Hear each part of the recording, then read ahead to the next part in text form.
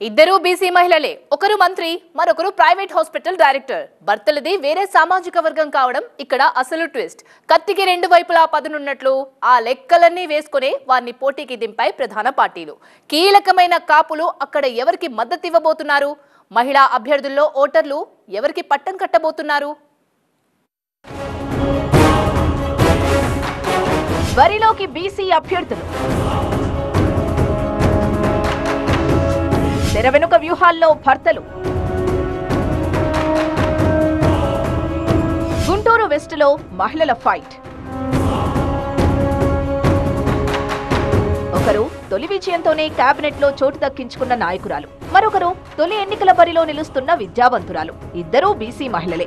అందుకే ఆ ఇద్దరి మధ్య ఫైట్ రాష్ట్ర రాజకీయాల్లో అందరి దృష్టిని ఆకర్షిస్తోంది.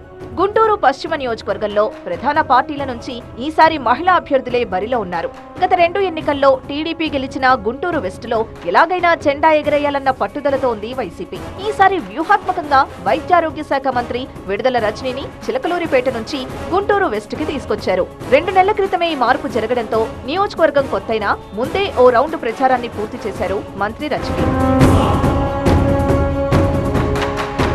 గుంటూరు పశ్చిమ సీటు కోసం టీడీపీలో ముఖ్య నేతలు పోటీ పడ్డా చివరికి కొత్త అభ్యర్థిని తెరపైకి తెచ్చింది పార్టీ అధిష్టానం. కమ్మ సామాజిక వర్గం నేతలు టికెట్ ఆశించిన చోట బీసీ అభ్యర్థిని బరిలోకి దించింది. కూటమి అభ్యర్థిగా గల్లా మాధవిని రెండో జాబితాలో ప్రకటించడంతో ఆమె కూడా ప్రచారాన్ని ముమ్మరం చేశారు. గుంటూరు వెస్ట్ టికెట్ ఆశించిన నాయకుల మద్దతు కోరుతూ అందరినీ కలుసుకుంటున్నారు మాధవి. ప్రధాన ప్రత్యర్థి మంత్రి కావడంతో ధీటైన పోటీ ఇచ్చేలా ప్రచార వ్యూహాలతో సిద్ధమయ్యారు. గల్లా మాధవి వికాస్ ఆసుపత్రి డైరెక్టర్. రియల్టర్ గా ఉన్న ఆమె భర్త రామచంద్రరావుది కమ్మ సామాజిక వర్గం. ఆ ఈక్వేషన్ కూడా కలిసొస్తుందనే వ్యూహాత్మకంగా మాధవిని టీడీపీ అభ్యర్థిగా ప్రకటించింది.